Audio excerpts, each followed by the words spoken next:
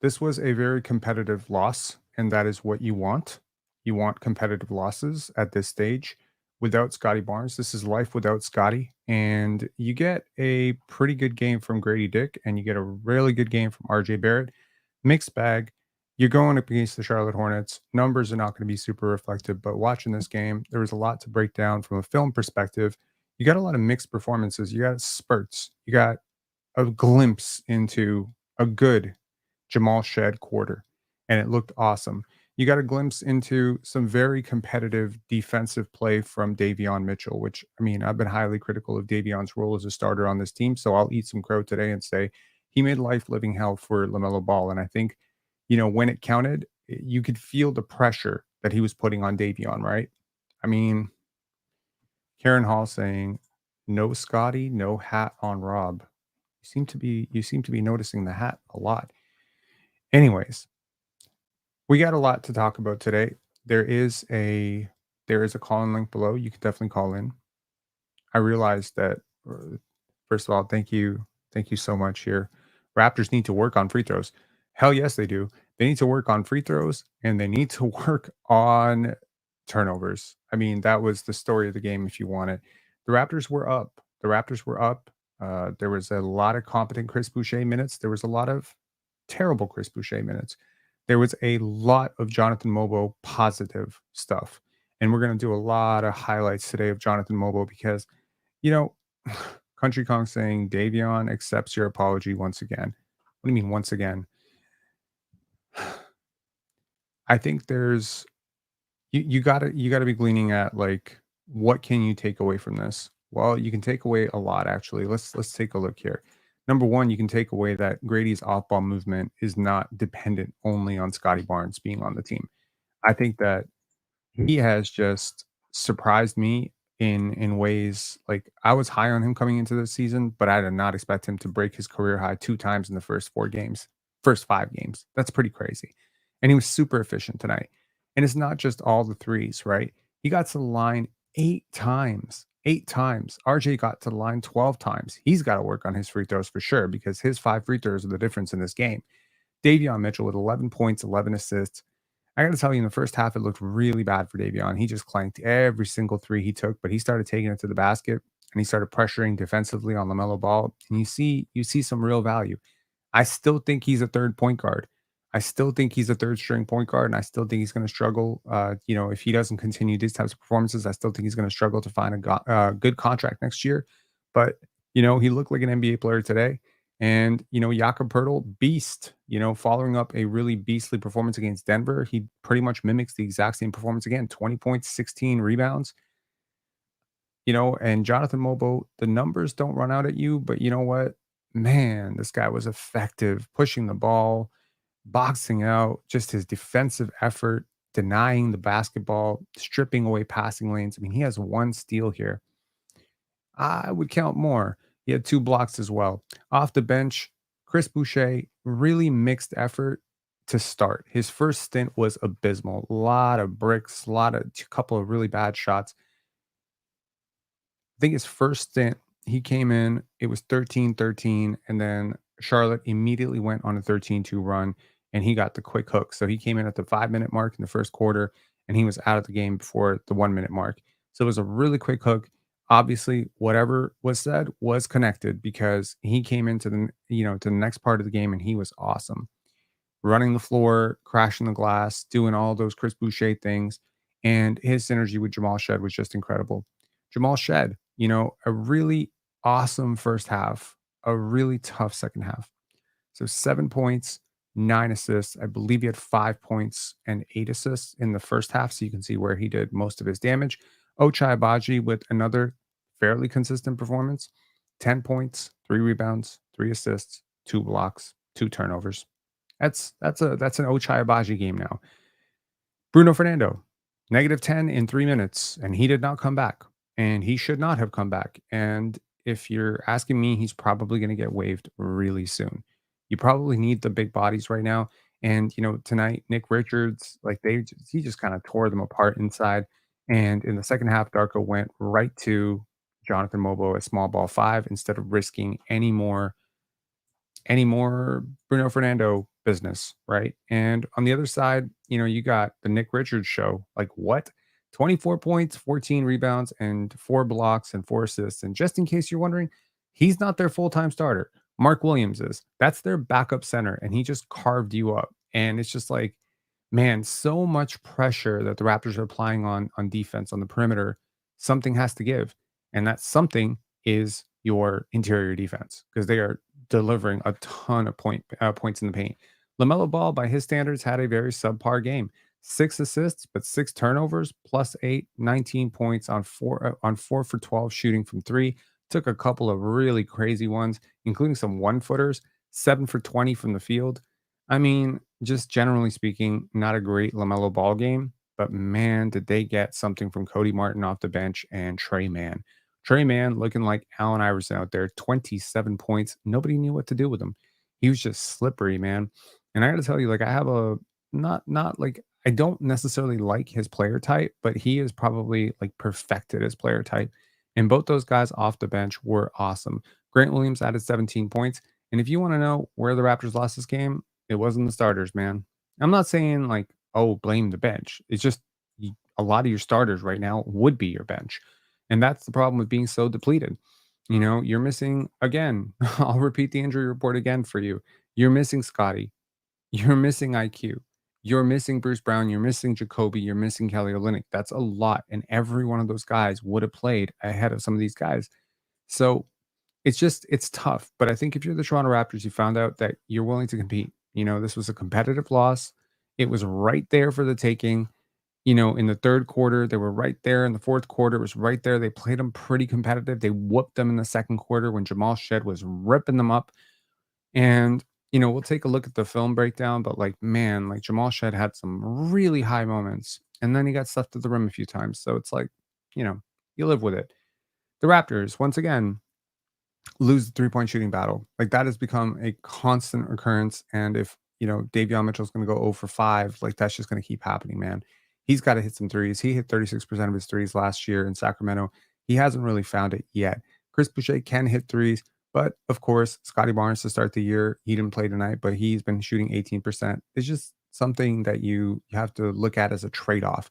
When you have so much energy being exerted, when you think about it, like so much energy is being exerted defensively, at some point you are going to burn out offensively and you are playing well above your heads defensively and it's keeping you in the games, but it's of course resulting in short jumpers, right?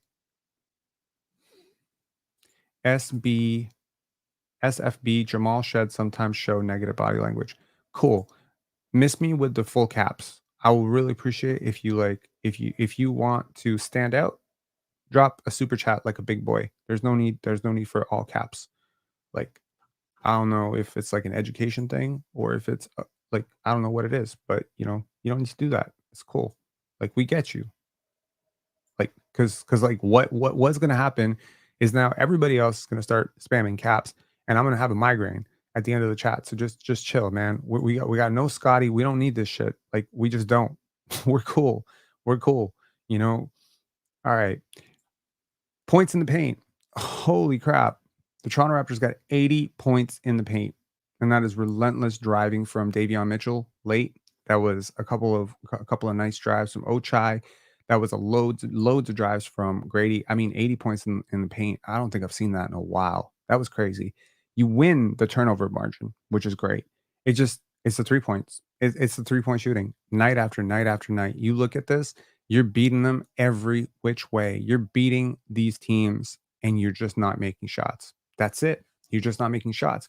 And you might say, Rob, that means there's a talent issue. Yeah, sure. Hell, there's a talent issue. Of course there's a talent issue, but that's not the issue. The issue is when you play this hard at some point, you are going to have to, you have to give up something. And here's what you're going to give up. I'll tell you right now, just ask any hooper, any real hooper, they'll tell you the 3 things that go away when you play super, super, super competitive, super full court lockdown, full court press. There's a reason why teams don't do this because it's proven to impact you in 3 ways. Number 1, more turnovers. Your brain's tired. You're not thinking and boom, you're going to surrender more turnovers. Number 2, short jumpers. So your 3-point shooting is just going to go to hell. You're basically going to be like relegated to driving to the basket because you're not able to really make those shots from distance because you need your legs for 3-point shooting. The third thing that's going to go is probably your free throw shooting. And that's what the Raptors have lost. These last 2 games have been lost on free throw shooting. If you want my honest opinion, if Scottie Barnes plays tonight, you win. I know this is a hypothetical for some people, but it's not that hypothetical for me, right? I don't know. Okay. We're going to look at some of the plays tonight, and then we're going to take some call-ins if you guys would like.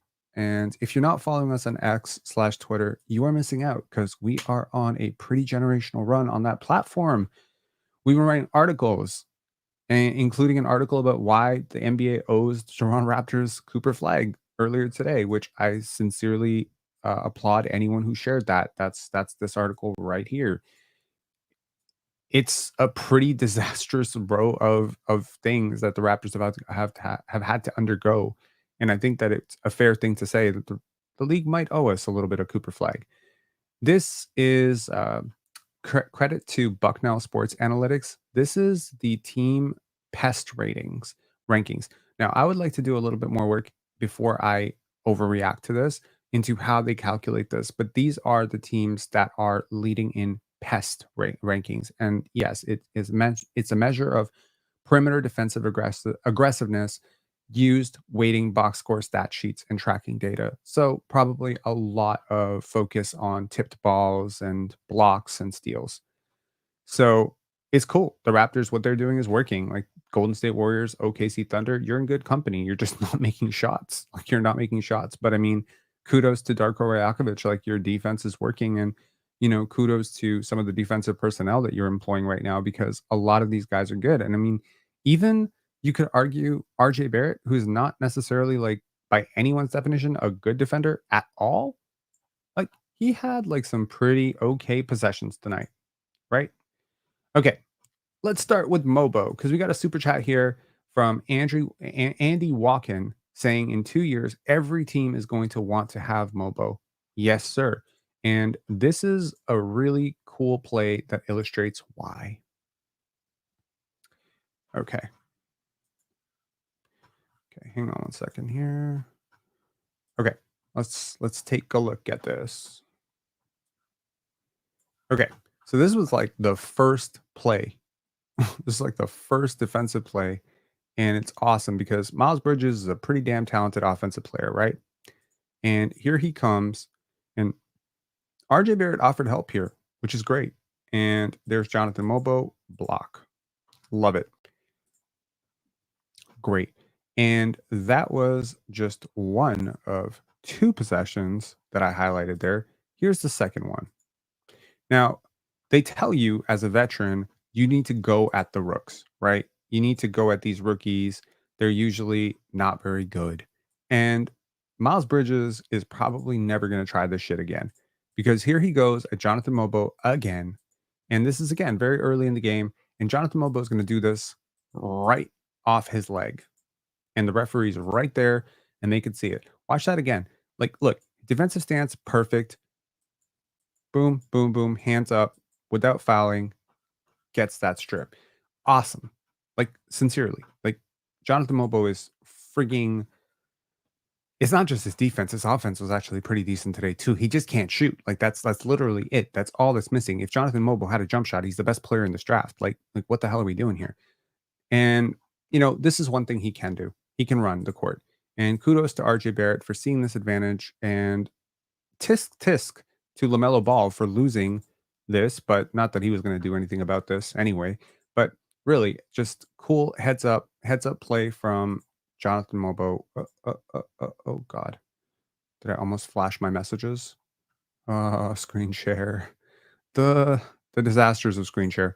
Okay, here we go. Here's a Jonathan Mogbo play here. Pass to himself. Let's go. Now, the last person who should get up for this rebound is Jonathan Mogbo, right? But he's up before anyone else even jumps? Bro, that's nuts. That's like nuts. Like we need to do some physical testing on Jonathan Mogbo's legs because like this shit needs to be studied. Okay? Absolutely. Now here we go. Here's another Jonathan Mogbo possession where you're gonna think this entire game was about Jonathan Mogbo for me, and I'm gonna be honest, a lot of it was. Here we go. Just look at how quickly he pushes in transition. Just such a live wire athlete attacking a set defense. And he went he went 1-on-2, 1-on-3, really, if you think about it, if the Hornets had chosen to cut him off, and he made something out of nothing. That's generating offense out of nothing. And again, for a guy who's billed as a quote unquote zero level scorer, is the same thing that they said about Scottie is like the same thing they say about him. He really finds ways to score and he's really awesome at it. Now here's Jamal Shed converting defense to offense. And what I love about all our rookies is they are very, very good at converting defense to offense. Here we go. Jamal Shed, perfect pass to Gradey Dick, leads him right into the slam. Love it. Gradey is such an underrated athlete because it's functionally athletic. Here we go. Here's another one. This is Jamal Shed just having that presence to look up and boom, throw this pass. A lot of guys are afraid to get turnovers. And, kudos to Chris Boucher, always running the court. One of the best Chris Boucher qualities.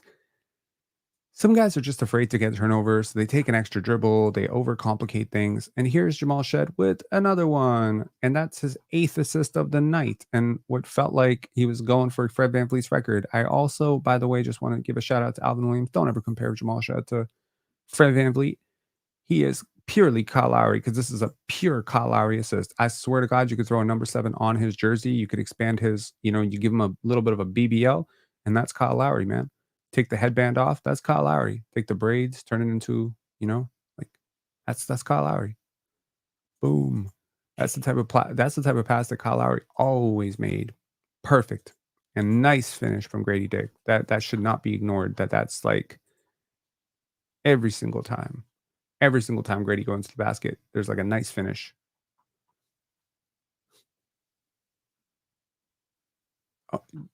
Oh, they call Kyle Lowry BBL Lowry, bro. Like they call him BBL Lowry. I'm not like making that up. Now look at this deny. Like they don't call this out in the broadcast. Maybe they did. I don't remember actually, but this is something that really sticks out to me. And again, this is something you say, like, you want to force the offense into their second plan, third plan, right? Because their plan is LaMelo gets the ball and he's just going to go off and he's going to take every single shot and he's going to be super comfortable. But guys like Jonathan Mogbo, Jamal Shed, and especially Davion Mitchell tonight made sure that LaMelo Ball did not have a very comfortable night. And this is just like one clip of like 100 clips that I could create right now of Jonathan Mogbo playing incredible defense. So again, great denial, and I believe this turned into a dead possession for them. Let's move on. Alrighty, Ochai.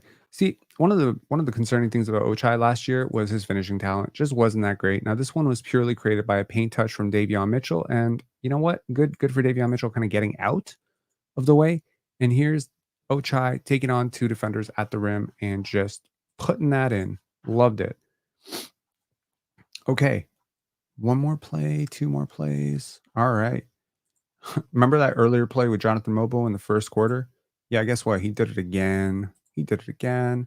And that's Nick Richards not understanding the scouting report. Jonathan Mogbo, bro. Nick Richards needs to become a Pinsar basketball fan because he would know this at this point. He would know that you don't challenge Jonathan Mogbo with that weak ass shit. You just get it out.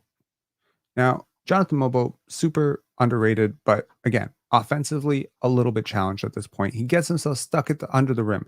I'll tell you right now, that's a 7-footer. Cody Martin is like a veteran guard wing. These are strong dudes. Like he's not just gonna be able to bully ball this. And that's the crazy thing is that San Francisco, this is a dunk. Every time this is a dunk.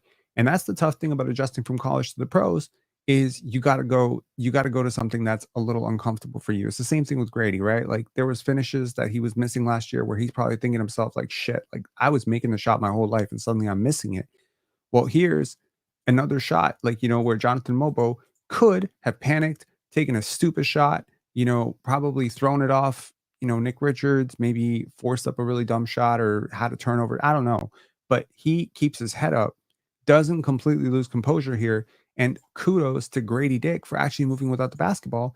And there's Trey Mann, very lackadaisical defense. And man, I gotta tell you, like I know the Hornets won tonight, so I don't have any right to talk. But that is a shit team. That is a really bad team. And good luck to their coach, who has to coach these dudes. But they got a lot of guys with a lot of really low IQ habits. I'm just saying it. Like I'm trying to be nice, but it's just true. They're not a good basketball team. They're not a good basketball team, and they do not have good basketball habits. The Toronto Raptors, on the other hand, are becoming a basketball team with really good basketball habits, in my opinion. AG saying high IQ young players on our team. Love it. Absolutely. I'm going to drop the, hang on one second. I'm going to drop the call-in link, and then we're going to get into our key takeaways in terms of tank, not tank. What does this mean, etc. The Raptors do move to 1-4 after 5, and they've been in the last 4, which is pretty cool. That's exactly what you want. If you are a tank commander, if you are one of those people who have been rooting for the tank, I mean, this is the best that it gets, isn't it? There's the link in the chat. Dropped it. StreamYard is super easy. You dial in on your phone. Make sure you're in a quiet place. Make sure you have a headphone so you can yeah, you can dial in on your phone. You can dial in on your laptop. You can dial in on your computer. It really doesn't matter. Yeah. Someone said ethical tanking at its finest. Yeah, man, ethical tanking at its finest for sure. Okay, some takeaways. Okay, some takeaways. I don't know what Davion Mitchell's future is on this team.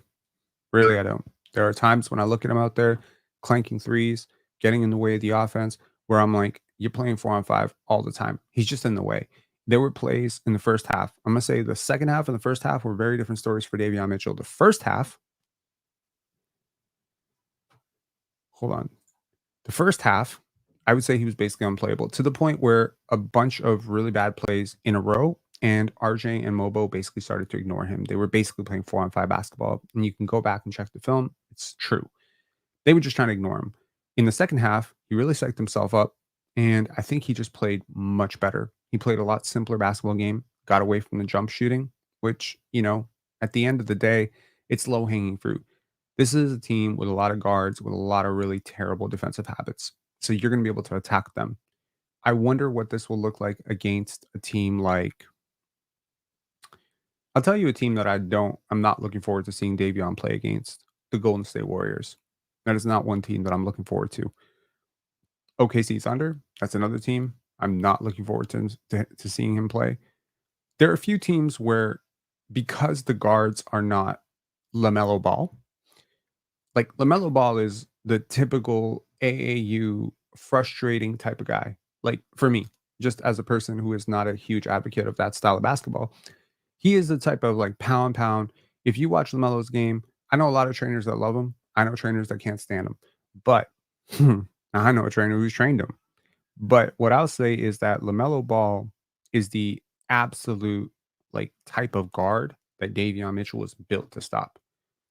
He's a ton of useless dribbles. He's a lot of play with your food type of guy, so he's probably going to get some turnovers on him. He's very ball dominant. He's very ball dominant. LaMelo Ball has a lot of the same tendencies that RJ Barrett tends to have, right? Where like sometimes he gets stuck hero balling. And those tendencies are going to become easier to court map when you have the physical tools that Davion does. Of course, sometimes you're going to face a team like the Golden State Warriors, where you're not going to have that player archetype. Where Brandon Pajimski is not that type of player, Steph Curry is not that type of player, Andrew Wiggins not that type of player anymore. So you're going to have to really rely on your off-ball defense. You're going to get switched off a lot. Defense is going to get a lot more complicated. Once defense gets complicated, now you're cross-matched onto a big. Now you're cross-matched onto a wing. Now you're getting screened off. And I just think that the way the Hornets play basketball is an embarrassment to basketball at times, right? I realize that they probably have as many wins right now as the Raptors do. So I'm probably not in really a position to be talking shit about any other team in the East. But I do think that the Raptors played a better game tonight. I just think they missed shots. That's it. Asher Khan saying Mitchell looks down at the floor too often. Half of his shots, he is not even looking at the rim. That could, yeah. Recruiter dude saying, I thought Davion was passable as two man with Jakob was good. Absolutely. Yeah. And again, like I think that the last two games of Davion have been vastly superior to the first two games of Davion. But I want to show y'all, give me one second here. I'm gonna pull this up and show y'all a glimpse into the analytics in terms of who's been what for the Raptors. Just take a look. One sec. Pull this up.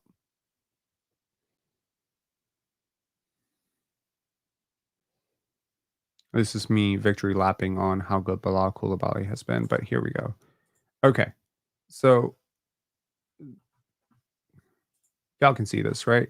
So this is the dunks and threes EPM ranking. So RJ Barrett is negative 0.9, Ochai Baji negative 2.8, Manuel Quickly positive 2.1 because he was great in the game that he played. Scottie largely dragged down by that first one. The first game was so bad for Scottie, like really historic bad for Scottie Barnes. But he was a plus zero point 0.4 despite that, and Jakob Poeltl plus zero point 0.3. And then on the other side, you have the others, right? So there's Jonathan Mogbo negative 2.2, largely due to offensive impact. He's a plus zero point 0.1 on defense. Jamal Shed negative 3.3, Gradey Dick negative 2.7, Davion Mitchell negative 2.0, right? So again, these players, these four players are in the same cluster in terms of impact, right? Like they all have like relatively similar impact. If you look at it, they're not very similar players at all. But if Davion Mitchell was doing this at 20, I think we would have a very different thought about him, right? None of these players are old. Grady is 20. Jamal Shed is 22. He's a rookie. Jonathan Mogbo just turned 23. He's a rookie. So the fact that they are struggling is like that's okay. We we definitely judge and GMs judge fourth year players, fifth year players very differently. You are currently seeing Lonnie Walker, who is very talented and in my opinion, a much better player than Davion Mitchell. You're seeing guys like Malachi Flynn, right? Who again, very talented. Malachi is talented. He put up 50 points in an NBA game last year, and he is not in the NBA right now. You have Markel Fultz, first overall pick, very talented, not in the NBA. So for Davion, really something that I feel like I wish I'd talked about in the overall, analysis of Davion Mitchell in that video was what can he do to stick around? Number one is very, very clean. He has to become a lights out shooter because he's not a dynamic guard in terms of getting to the rim. He got to the rim tonight against most defenses. He cannot breathe. So he doesn't do a lot in terms of off the bounce dribble creation. That's just who he is athletically. Like it's great defensively. Sometimes offensively, it's a little tough. It's basically built like a football player. So that's one part of the challenge. The second part of it is he's got to become like a relatively better table setter. Like he's okay. He's got to get much better at it. The third thing is he's got to become phenomenal off ball, which means he's got to get into the gaps. He's got to dig down in the passing lanes. He can't just be a one trick pony defensively because that's very easy to scheme against, right? You just screen him off your guy and boom, there goes your entire defensive philosophy. That being said, there are a lot of good things he's done so far. Number one is I think he's setting a great tone for your defense, which I think is really bleeding over to other guys. Number two, I think he's probably a fantastic practice player. He's going to make Immanuel Quickly's life hell in practice every night because Immanuel Quickly can be a little bit ball dominant at times too and has a couple of LaMelo Ball tendencies himself. And I think that with Davion, in practice, not only is he going to make Jamal Shed much better, I think he's going to also help Immanuel Quickly. Where you draw the line is, of course, offensive impact versus defensive impact. How much of a trade-off can there be? Davion Mitchell is right now showing me that he could probably be an okay player to have as a 15th, 14th, 13th guy on your bench if you have a great offensive team. So maybe if you are the Boston Celtics, right? And he's your third string point guard behind Peyton Watson, I think you're good. I think you're fine. You can unleash him every now and again, hound a scorer who's getting really hot, maybe who's getting a little too ball dominant, throw him off the rhythm, drain him a little bit. I think that's really a good role for him. I think where you get in trouble is where he is your de facto backup point guard. And in this case, he's your starting point guard for the entire season so far. And that's a role he's going to struggle in. Also, it helps that usually starters are better defensively than bench players. And going up against bench lineups is generally going to make you look a lot better if you are, in fact, a bench player, which there's no doubt. Davion is a bench player. I don't think anyone's arguing that he's a starting point guard in the NBA. So I think that there's a little bit of a mixed bag with him. The only part that sours me a little bit is that he's 26. That's it. That's what it comes down to for me, is that, the NBA is a cold, cold, ruthless business where if you don't get better after 3, 4 years, you're pretty much the same player. I can't project growth from you. Then I have to look at you like a specialist. Now, he's a specialist for sure. He's a pressure defender on ball, but most teams don't care about pressure defenders or specialist one-dimensional pressure defenders. Look at Matisse Thybulle. Matisse Thybulle is basically dead weight, and he is a much better offensive player and a much better defensive player. And he's like a little bit older. You know what I mean? Like Bismack Biyombo. Bismack Biyombo is not in the league. He's a great defender. He's a great paint finisher. He's a great paint defender, but he's not a really useful offensive player. So again, I think you need to just take a nice little look at the talent window around the league. You need to look at how many rookies are going to come in next year and push for jobs. And yes, I stand firmly by what I said, regardless of what has happened in the last 2 games. Davion Mitchell's NBA future is very much in jeopardy, and he'd be wise to continue playing the way he did tonight and not the way he played the first 2 games. Anyways, let's get Tetrahedron. And whoa. Yeah, I'll just give you 2 seconds to yeah, sorry, I pulled you on. Yeah, okay. I didn't expect to come on that quick. Sorry about that. Okay, no worries. I was just finishing watching the game actually. Okay. Were you on delay? Yeah, I always record it because I can't do commercials. Gotcha. So, tank or no tank, right? Sure. Like we're talking about earlier, but I think one thing you said, you said 2 things. You said we're 2 pieces away, and probably some development. Mm-hmm. And I mean, we're probably 2 pieces and a little bit more development from Scottie as well. Like one more step or half step from Scottie. Sure. And what the other thing you said was we're not bad enough to tank. Yeah. Well, I mean, if you had Immanuel Quickly tonight, you win this game. I would. Well, you know what? Like IQ, yeah, I think you would. I think you would win this game because, again, offensively, you just needed some threes to go down, man. You won this game. It's like, in my mind, we won this game, but we didn't hit our shots. Like, I know we lost this game, and it's great for the tank. For those of you, rooting for Cooper Flag and stuff, I didn't want to get into tanking talk early. Y'all remember that conversation I had with Vince very early, where Vince was like, tank, tank, tank, tank, tank. And I was like, not yet. We can't talk about tanking yet. But yeah, I mean, like if the Raptors continue to lose games and they end up 1-9, and after the first 10, yeah, we're gonna have to talk about tanking. And I got bad news for everyone. This was the one winnable game. Mm-hmm. And the one worst thing about us tanking is, like you say, since we're not bad enough to really tank, what pick are we really going to get? Although it is deep enough draft that even if we're say 6, that's probably not so bad. Like the 6th pick. Well, there's also the option of trading the pick. That's true for someone like Lauri Markkanen, and I think that Lauri Markkanen might be very available for a pick like that. That makes a lot of sense. Yeah. Pick. But also, if we do tank, and let's say we do get Lauri Markkanen or a pick that's, let's say, 2 or 3, or I mean, if the gods are with us, Cooper Flag, but that's unlikely probably with how good we are. Now we're 1 piece away, right? I mean, some development as well, but like 1 piece away and maybe half a step from Scottie. Well, I mean, Scottie will not be the only player growing, obviously. Immanuel Quickly will grow as well. RJ Barrett will grow as well. You're gonna see another jump from Gradey. You're gonna see another jump from Jonathan Mogbo in his 2nd year. You're gonna hopefully get some development from your very young players, which is Jacoby and Ulrich, who can maybe step into fringe rotation minutes next year, if not permanent rotation minutes next year. And you also have your mid-level exception this year, which you could easily trade for something. You have your mid-level exception next year. So I think if you do end up with Cooper Flag, I think that's it. I think that's what you need, and then you just move forward and you compete as hard as you can, and you win, and you go all in. You try to win.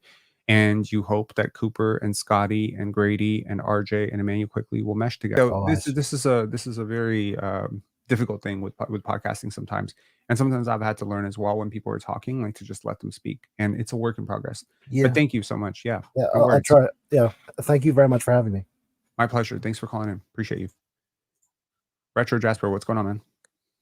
Not much. You? Not too much. Very similar to the last guy. I wanted to talk about, the idea of tanking and all that. I think, like, what I believe right now, I think that it's beneficial that as we progress through the season, I do believe in the tank for this specific year. The reason you're still going to get progression through guys like Mogbo and Shed. As you tank, you still have plenty of games, plenty of time left to develop these guys. I think that the reason tanking would be beneficial to this team, I think that you need. I mean, I'm not saying that you can't get another piece if you try and play for the plan, maybe trade a pick, as you said, to get Lauri Markkanen or a guy like that. But I think that given this draft class, I'd trust our ability to find good talent in this year's 2025 draft.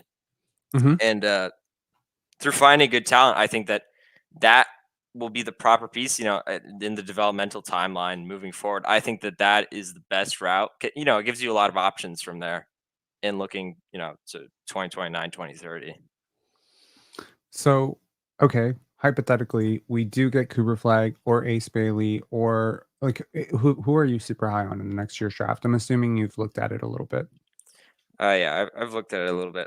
I mean, I'm not too sure yet. I'm forgetting. I just looked at him, the Lithuanian guy, 6'6" guard, Lithuania.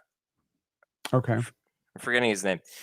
He's projected around, I think, 8 to 13, from what I'm seeing. Okay. What do you like about him? He's similar to like Nikola Topic from Serbia. 2024. I mean, obviously, Cooper Flag interests me, Ace Bailey, Dylan Harper, and all those guys. Right. So who you're talking about is Kasparas Yakusionis. Yeah. I'm butchering that name very badly. Yeah. But I think hold on. Is it Yakusionis? I'm pretty close. I'm Kasparas for sure. Yes. Yeah. Okay. Yeah. So he's 6'10". He's 18. 6'10". Okay. Yeah. So I mean, not quite Nikola Topic, but yes. I mean, interesting. I'm pretty sure he was MVP for. I'm not too sure if it was the Adidas camp or something like that. He won MVP honors at ANGT Belgrade. Yeah. So then he was an all-star at Basketball Without Borders and Nike Hoot Summit Invitation. So yeah, I mean, he's pretty interesting. He's grown rapidly. Like he was 6'6".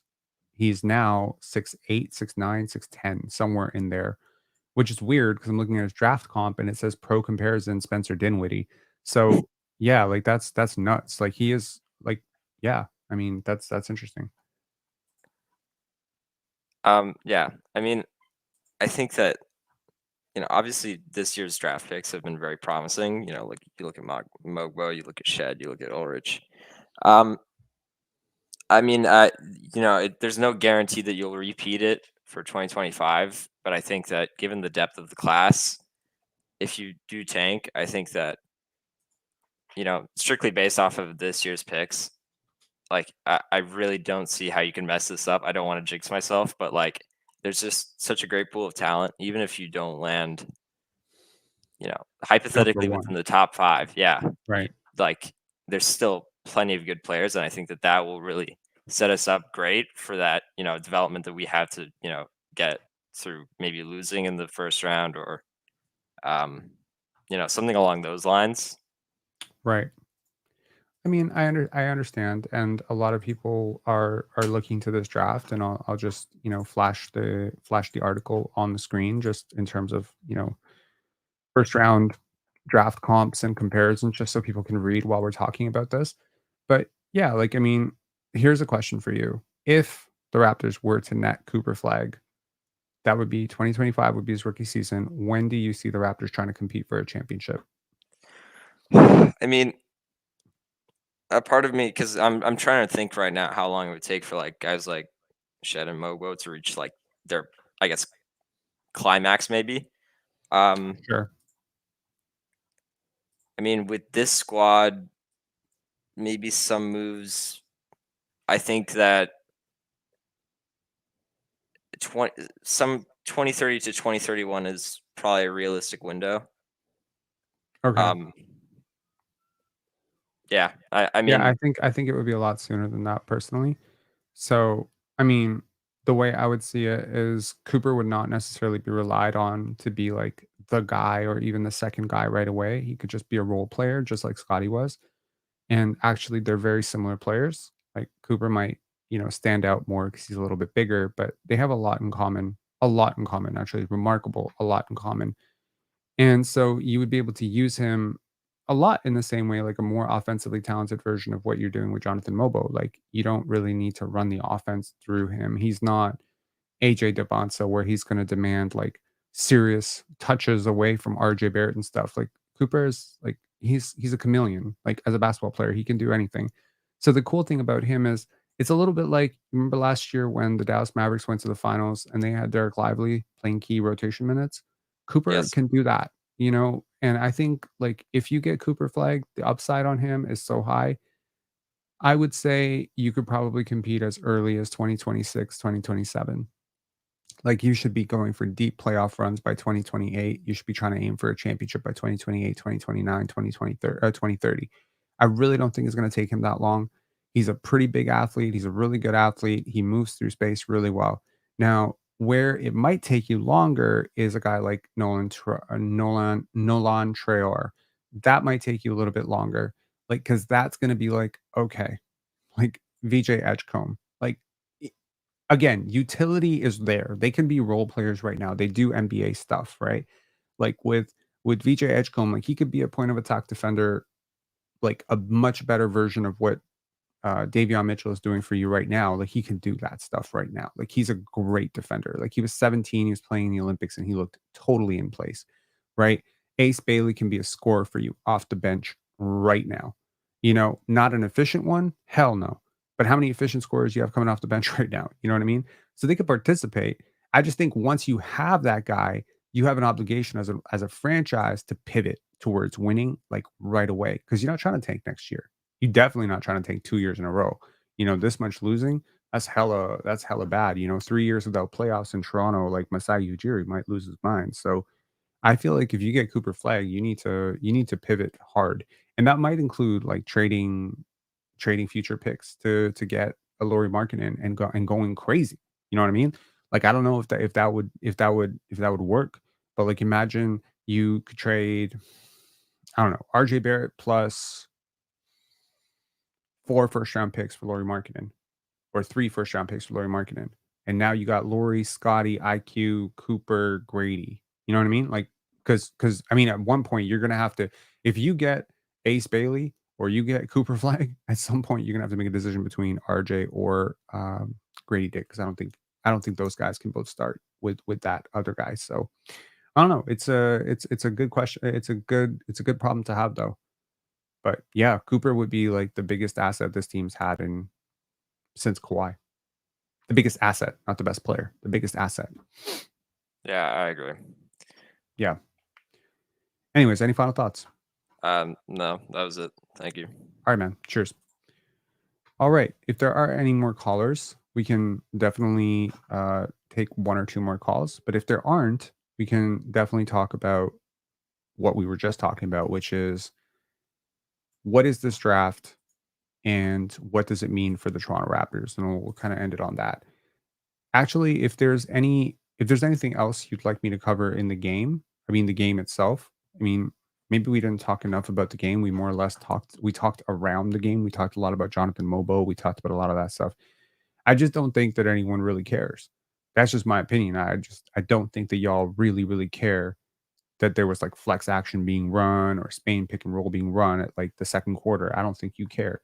And I'm trying to read the room right now. I'm really trying to read the room in terms of what you want to talk about. And I think what you want to talk about is what the hell does the future look like of this team, Rob? And I'm trying to tell you that I think whichever way you go, the future looks great. And that's been my stance pretty much for 6 months. AG staying fast, we don't care. Yeah. I mean, look, this season is what it's about. Like, I don't like I'm just be honest. I mean, this is no disrespect, obviously, to oh, Solomon. What's up? Hey, how you What's doing? going on? I'm good. How are you? I'm good. Yeah, just before you close off the show, I've been wondering something like a lot recently. Sure. And that's kind of the future of our center position. So obviously, Portal is awesome. I think he raises the floor for us, and he serves his purpose quite well. Hmm. But I often just wonder he's not on the same timeline as the others. And obviously he's in his prime right now, but like by that time we would be possibly going for a chip. Hmm. I don't know if it would still be, the center we go with, to Right. get a chip. So I've been like, that's why I kind of lean towards a little bit tanking. And just like you, I was pretty disappointed last year when we didn't get Eve Missy. And the reason why was I was just thinking of that future timeline. You want to kind of bring in a center young, close to the age of Scottie and Immanuel, so that we can be, as tough of a team as we can be, by the time we're trying to compete. Yeah, I was just wondering what your thoughts are on that. Well, I don't think that. I hope that Masai Ujiri does not think that the future of Scottie Barnes is going to be with a center who can't shoot. That's a really weird mix. I know. I'm having some microphone issues where I'm hearing some buzzing and some interference. I'm not really sure Is where it's it coming from from. my end No, or? no, no. It's definitely me. It's definitely me. 100%. It's me.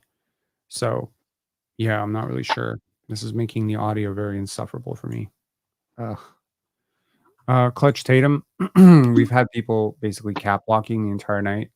So I know you're a longtime community member, but don't cap block. Yeah, man. It was happening in the previous live too. Anyways, like to your point about the center future, of course, I was really huge on EPC, and I am loving seeing him just dominating the league, and he's like putting up Mhm. crazy analytics, and everything has been so great about him. But I think we have Ulrich, so have faith. I Ulrich will be Yeah. fine. I think So I think that's he'll the be thing. really good. That's the Go ahead. thing. I think Urich is really good. And yeah, sorry for interrupting there. Uh, I think Urich would be very good. And I don't know, because he's so raw, I I don't know when he'll be, an NBA center, a championship winning center, right? Right. Because there are levels to this, right? And it's not that I don't see his potential. It's more so that like I don't know the extent to which he will be at that level, right? So I feel like either way, however you cut it, we need better center depth, in Right. general. And yeah, that's what you mentioned there about the 3-point shooting. It makes a lot of sense for a player like Scotty, right? But so if we were to end up, in the lottery this year, I would just want Masai to focus on getting us a center, because I think we can make do with all the other positions and we can develop them to what we need them to be, because there Hmm. is unique talent in there. The thing with Orich is just he's literally learning basketball, right? Like Hmm. he's he has innate talent. I give him that, but I just feel like he might be a bit farther away. But yeah, no, right. I mean, what did Joe Tuamu say about him? He said, anything that'll take somebody else 6 months or 3 years, it'll take him a year and a half. So he shrinks the timeline. He's a really smart kid. He wants to learn. I think it's, look like how raw was Pascal Siakam, you know, very raw. And he was Yeah. 22. Ulrich is 18. The brain grows in fantastic and interesting ways. I trust his development staff. I think they have a really, really high vision for him going Hmm. forward. So that high vision would likely mean a lot of development reps and probably a lot of development prioritization from him. So he'll get his run with the 905. If what Joe Tumo said about him is true, then he is going to develop very quickly. And by next year, he could be, a 10 to 12 minute off the bench guy for you. I think some of the center minutes will be, sucked up by maybe even Jonathan Mogbo. Yeah. And that's the thing. See, I see the talent in John, at least as a small ball center. I see it. I see how he could play center for us. He could learn to shoot. He's actually pretty good at the free throw line, which surprised me a little bit. I don't know his numbers off heart. I might be wrong, but in the few times I've seen him shoot, He's been okay at the line. Okay. But I kind of have hope that he can develop a 3-point shot. Like right now, he has no offense, but I see that. And it's not to discount Ulrich. It's just, I guess he's so raw and you can see it. You can see it, especially offensively, right? When he plays, you can tell like he doesn't yet know what to do, how to get advantages, how to really use his body. And I know like the Raptors were awesome with development and stuff. It's just, that's been a point where like I see the full picture of what Masai is trying to do. I just don't see, I feel like that's the missing piece, right? Yeah, well, I mean, no matter what I want to happen or what you want to happen, they're not going to just go out and try to draft the center in this next draft, right? Yeah. So they're going to have to always go for best player available. They're always going to do that. Yeah, I know that. Yeah. Anyway. Yeah. All right. Have a good night. Thank you so much. Yeah, cheers. I am struggling super hard with the audio and technical difficulties of this live. This live has been like nuts. I'm sure that y'all are not hearing this buzzing sound. Some of you probably are because you're listening to it with headphones, but I'm hearing it and I heard it in the last live too. And I'm really praying that's not my microphone because that's going to be Christmas. That's going to be the Christmas present. But I don't think it's the microphone. I think it's the XLR cable. And I think it's just way too long and probably getting stuck on something. We're going to get Coach Mo on so he can talk while I figure out my technical difficulties. Vent, my man. What's up? I'm good, man. So how you doing? I'm doing good. That was a pretty good game. I did think, I don't know if you mentioned it, but Darko did have some lineups there where you're like, here's the tank brigade. Like this lineup right here is gonna lose. Guaranteed. I think one of them was which one? It's just the lineups that didn't have RJ, Jakob, Gradey, and Ochai on the court. It's like, I mean, what are they supposed to do? And one of them had Bruno. I'm like, yeah, okay. And it was when we made the comeback, when we got down big in the beginning and we made that comeback, we got up by like 2, and then there was just a bench unit. I'm like, Jesus, this is, I mean, did you have to take out all the starters together? We got to develop. All 5 of them on the court together after a comeback? And I mean, bench players are starting for us. So, I mean, it's like we're talking third stringers. No, I hear you. There were some tough lineups, but, I'm trying to empathize with Darko right now. Like, he doesn't have a lot of playable bodies. He benched Bruno Fernando after 3 minutes. He didn't put him back in. Yeah. So what can you do? I actually like that method. I think he probably could have used that on some players last year, where it's like there are so many players where it's like you're so inconsistent that you're gonna get a short leash. Show me what you got, and if you ain't got it today, I can't throw you back out there. I just can't, because there's no proven track record, right? But I'll give you a shot. And again, you didn't do well, so you. I mean, what did you make of Chris Boucher today? Do you remember the 2 back-to-back threes? And you just start laughing. The second one was so bad. Bro, this game told me one thing. The Charlotte Hornets are so ass. Yeah, they are. That team is so ass. You know what else it also let me know? Rue, oh my God, bro. Oh, why do you always do I was this? about to say this. You know what's crazy? Why do you always do this? I was about to say how bad this looked? RJ had 8 assists. RJ had 8 assists when I tell you, bro, this guy cannot create for others like that. He really can't. He's No. not creating advantages for others. He's not. He's just he's tossing grenades to people. He's Oh getting my those like, goodness. He can't. He cannot. If the defense is set and RJ has the ball, ain't nothing happening, bro. Nothing. For the guy who put that, Rule LZ, bro, if you watch the game, just watch RJ attack a set defense. Rue is on a generational run of the worst basketball takes in the history of the internet. Because We have to just let him. No, let me just say this. Davion Mitchell had 11 assists. Is Davion Mitchell anybody's idea? John Stockton, Davion Mitchell, respect the man. He's John Stockton. Exactly. We got on. to keep it a stack You here. play enough, and you're literally around people that can't do anything. Like, neither of them are good playmakers, but the guys you're playing with are even worse. Yeah. Somebody has to get assists. Somebody. Bro, It's the NBA. It's Mayers, 2024. Why is calling a? I'm gonna say this for the people in the back row, and people like who just don't get it. Okay, telling a child who is failing your class that they're failing your class is not hating. It's stating. I don't know what generation y'all come from, some participation trophy bullshit, but this is the reality of the situation. Nobody in this league thinks of RJ Barrett as a franchise player. 18 to 20 teams right now would take Scottie Barnes as a franchise player. So you really need to scale the balances here. If you think RJ's a better scorer right now than Scottie, fine. Yes, he is a better transition scorer. He is better driver. That's it. He's a better three-point shooter. I'll give you that too. But he's not better he gets better and he gets to the line better. He does a lot of things well. You can do that without trying to like diminish the other person. You know what I mean? Like he's like Masai doesn't think that.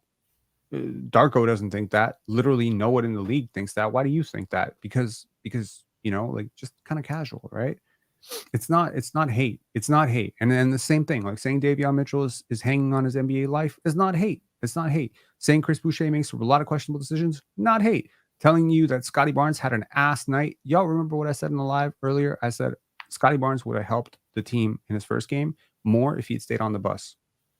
Is that hate? No, it's telling the truth, man. I call it's not hate, it's reality. Is it hate saying Kyle Kuzma, who I think scored 22 points last year? It's not impressive. That's hate. Like participation trophies, bro. Whatever. Oh, by the way, I love RJ. I love him as like a third guy. Awesome. And we needed him. It's you know, this team, it's so unlucky because last year's team, it was so I didn't know what they were doing because you had Dennis Schroeder, you still had Pascal, OG, right? But you had Gradey and you had Scottie. It was so confusing. Last year we were so healthy when we didn't need to be.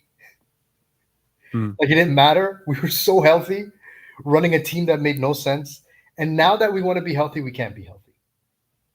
The moment we picked a direction, health went out the window. But you know what I mean? The 22-23 team, healthy as can be. The beginning of the 23-24 season before we picked a direction, healthy as can be. The moment we get RJ, IQ, Scottie together, health goes out the window. Then you have the gambling, you have the blood clots, it's like, I mean, there's a black cloud over this team, man. I don't know what it is. I mean, I wrote a post about it earlier on X, and it basically counts out like all the unlucky things that have gone on Raptorland. I want to give a big shout out to Maroon Prince for this voluntary monthly subscription, $50 fee until you start Patreon. Indie journalism shouldn't be free and people shouldn't have that expectation. Cheers, man. Yeah, honestly, I want to tell you guys, just because y'all have been the reason that this has happened, that this has been one of our best months ever from a financial standpoint. And it's been due to, you know, a lot of donations, but it's been also due to a lot of watch hours, a lot of ad revenue, probably also due to the Canadian dollar in the tank. That's a big part of it because YouTube converts revenue from US to Canadian. So that's probably helping as well. So yeah, I just want to say thank you to that.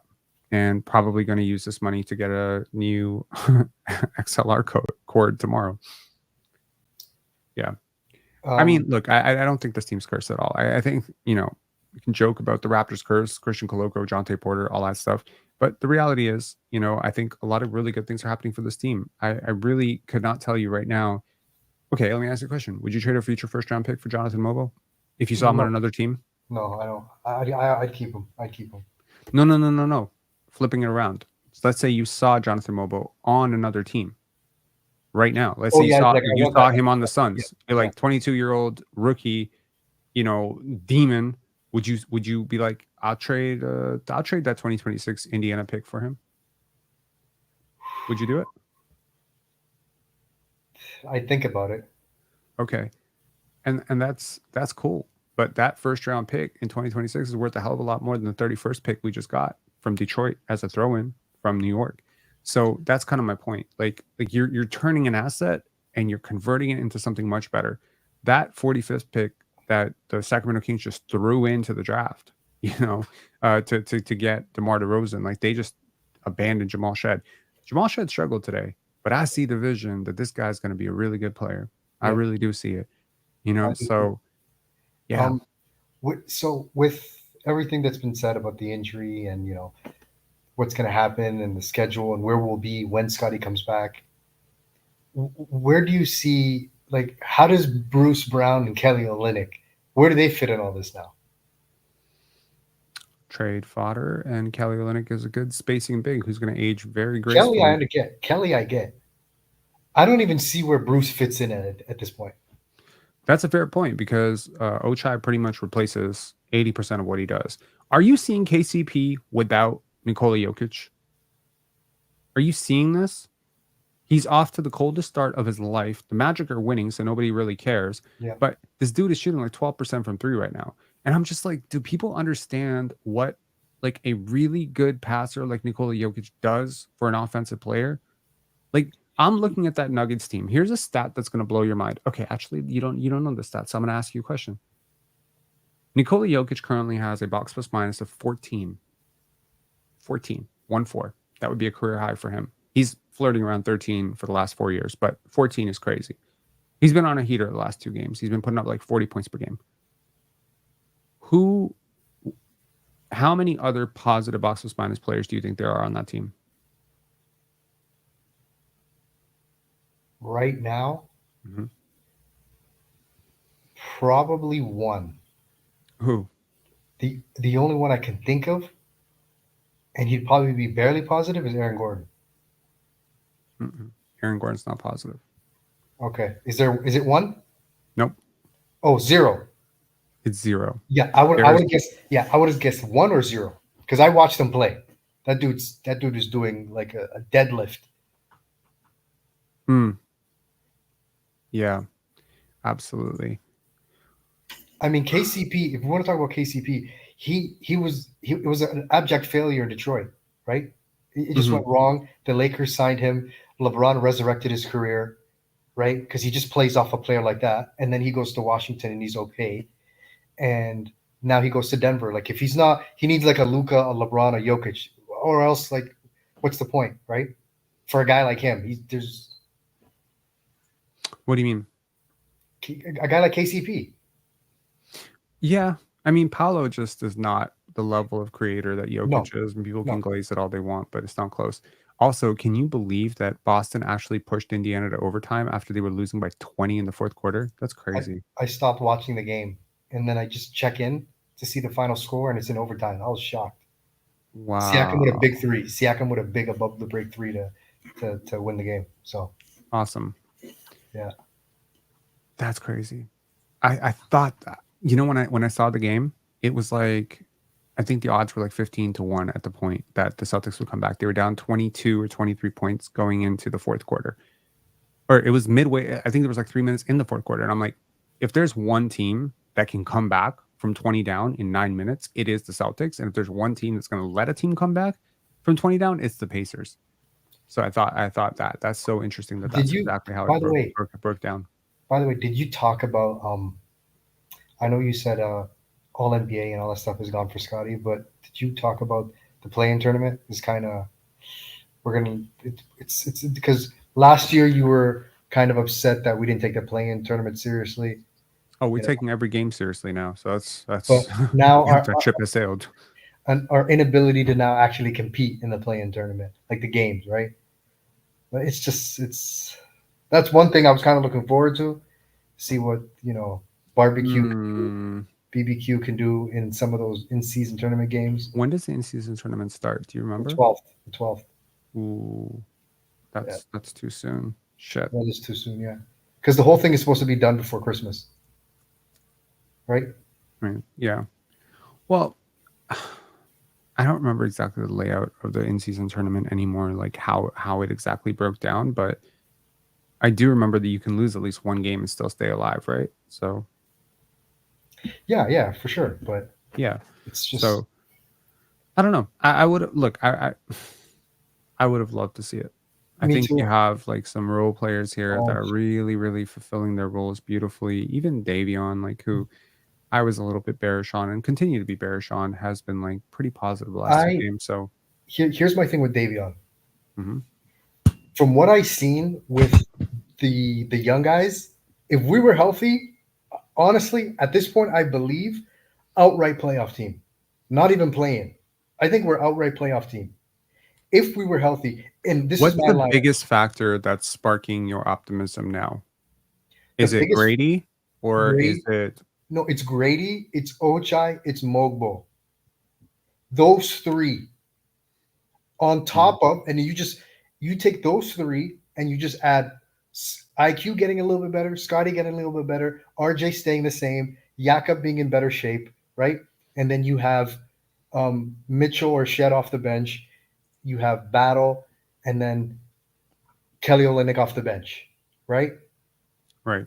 That's it. There's actually a bench there. If Ochai comes off the bench with Kelly Olynyk and Davion Mitchell or Jamal Shead, that's not a bench. Davion, say it again. Mogbo Davion? off the bench. Mogbo, Davion, Kelly Olynyk, Ochai Abaji. Those four. That's not a bench. Now again, It's an Olynyk okay has bench. to be paired with Mogbo or Barnes, and like Abaji, and like a defensive point guard to offset his lack of rim protection. Where you can have suspect perimeter defense with RJ with Jakob, right? So you have to help Kelly on the perimeter and give him a four that's athletic. You have to pair him with an athletic four. Absolutely. But now I agree with you. We have to sell, at least put the feelers out for Jakob. Put the feelers out for, Bruce Brown. Man, we'd be so bad without Jakob. But that would be the tank move. Can I tell you something? Like, I don't know if you know I'm this. not even Rob. I'm not even saying tank. I'm saying we're in asset management mode now. We have to shift. Because Right. the record's going to get ugly fast. Yeah, it could. Do you know that Brooklyn beat Memphis tonight? Do you know that Chicago beat Orlando tonight? Do you also know that Washington beat Atlanta? Yeah. I think they And are. that Detroit beat Philly? Oh my God. Yeah. Yep. Philly's in trouble. Okay. Philly's digging themselves a little hole. But do you know the worst part about Atlanta losing? They lost to the Wizards twice. Number one, that. Number two, they don't have their pick. Yes. And here's an idea. If things are going bad, Bro, the Wizards are 500 right now. who? Like, the Wizards that I thought were going to be the worst team in NBA history are 2-2. Jordan Poole is balling out. And we're 1-4. And Bilal Coulibaly had 27 points tonight. Do you know who you're making happy? The Tank World Order is like, yes, Rob. Yes. Wow. We got a head start. We really do have a head start because we're 1-4 and we should be 3-2. We really should be 3-2. For real. Okay. And I also want to say you had some really great insight, and I agree 100% on Scottie's energy management. This dude, I've been thinking about it a lot. And I remember over the summer we'd have some conversation, and I said, if they make Scottie Barnes a point of attack defender, put a fork in the entire season. And yeah, It that's is not exactly going what to they've work. done. It's not going to work. And if you watch the best players, they conserve their energy. Guys like Paul George, Kawhi Leonard, right? Hmm. Once they became primary guys with more offensive load, it's not even sustainable to play the way you used to and then be the focal point on offense. Because what this team needs most is a fresh Scottie with legs in the last 5 minutes. That's what this team needs. Right. Who can be aggressive, because that's when the team needs him. RJ, Gradey, IQ, right? Ochai, those guys can score the first 3 quarters. They can score. They can do their thing. They can do, and he has to pick and choose his spots, but that comes with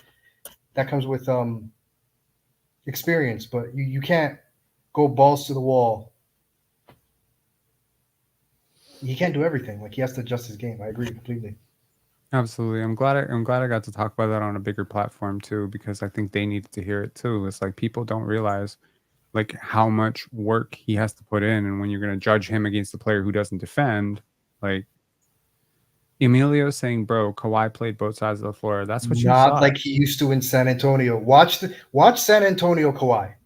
Yeah, it's Watch totally different. Watch Kawhi when Tim Duncan and Manu and Tony were there when they won Yeah. that title. Watch how he played then, and watch how he played when he won the title with us. It's not the same player.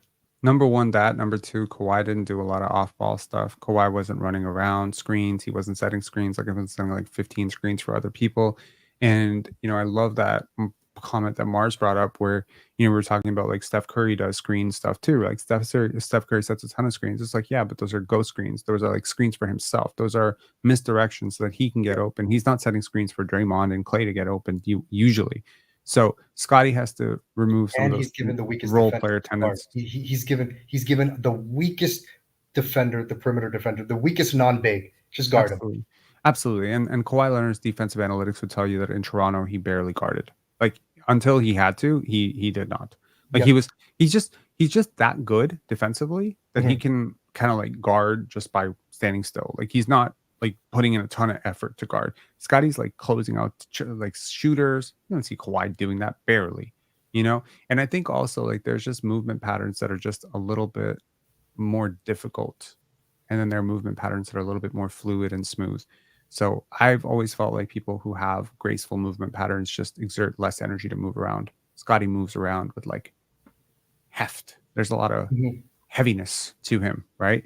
And he needs to get a lot more fleet-footed if he's gonna do all that activity shit. But look, it's not a secret. Kawhi has never taken as many steps in an NBA season as Scottie Barnes has ever. So you can say he was a better defender, just like Giannis is a better defender than Scottie Barnes. Sure, all those things can be true. Anthony Davis is a better defender than Scottie Barnes. None of them have to do what he does on defense, though. So yeah. Even like a guy like James Harden, if you remember his role in OKC, he started off being a really good defender. Like, he was actually a really good defender off the bench, and then he gets to Houston. It's like you can't do both. It's not even like these guys are playing like 38 minutes. It's not possible. Completely agree. Can't be done. Everyone takes breaks, but what frustrates me and annoys me is there's this thing like Scottie's motor issues. It's like, are you guys for real?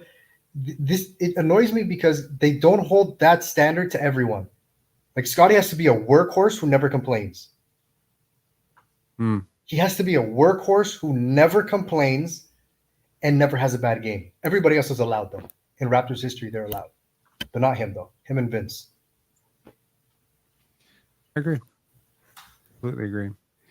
I'm gonna sim the lottery for everybody to collectively lose their minds. Let's see who we get. Who do you think we're gonna get? Where's Toronto going? We have number 2 odds right now. 3, 2, 1. Oh no, we fell to 5th. Bro, you putting this up is giving me PTSD from the We hundreds fell of to times. 6th. Oh no, we fell to 6th after being 2nd. Oh no, we fell to 5th again. We're getting all of these out of the way early. Oh no, we're at 5th again. Rob, you're 5th losing again. You're losing Tank World Order subscribers. Stop. 2nd. 5th. You lost No. it. 4th. You're losing No. subscribers. You're losing Don't subscribers. unsubscribe. I'm gonna get a scooper flag. Hang on. I'm like a compulsive gambler. Just like, come on, spin again. Spin again. Fourth. Okay. Fifth. This site is rigged. That previous caller was right.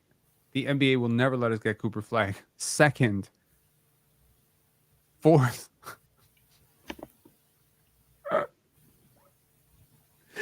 Fifth. Mhm. No. Sixth. It puts in Sixth perspective again.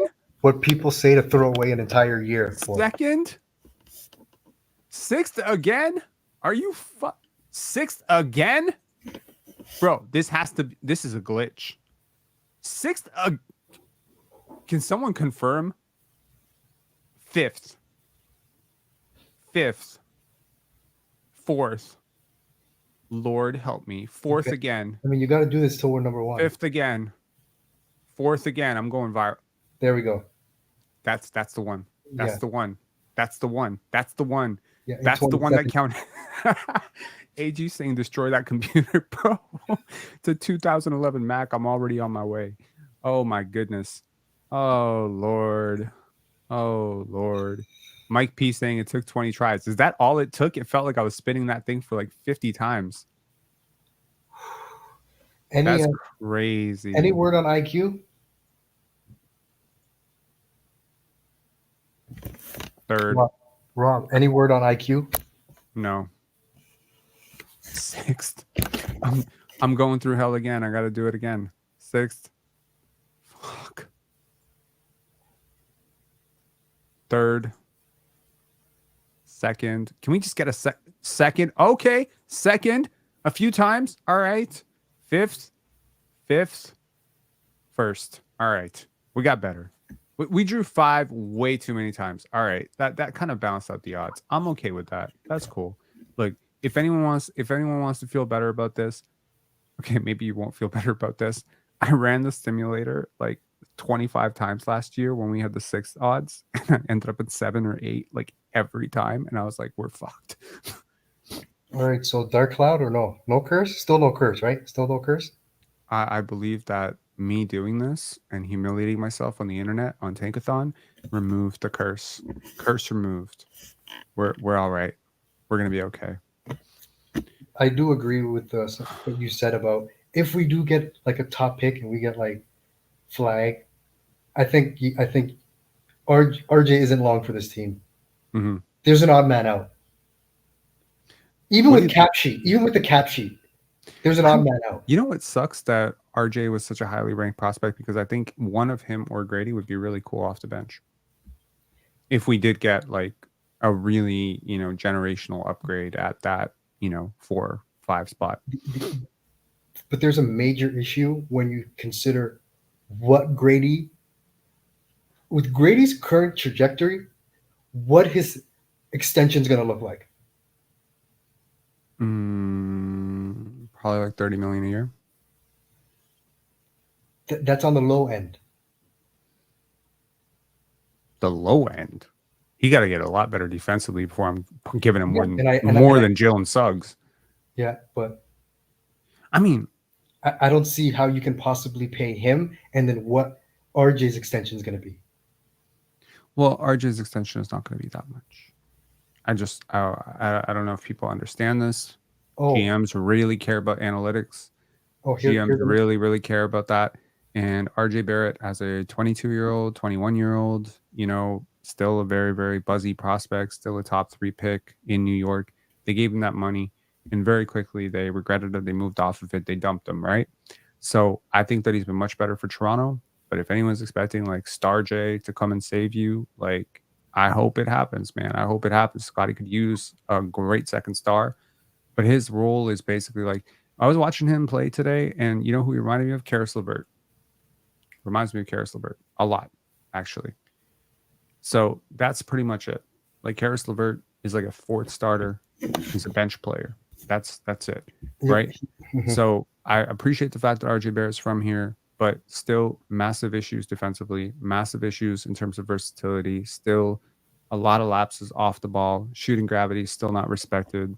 There's a lot of issues, but there's also a lot of pluses. He gets to the line, he slows the game down, You know, he's evolving as a passer. It's very hit or miss. He's gonna have to get better though. He's gonna have to get better if he's holding his starting spot long term here for sure. Well, I don't think he has to necessarily get that much better if IQ and Art and Scottie are available, right? He doesn't have to get that much better. But Right.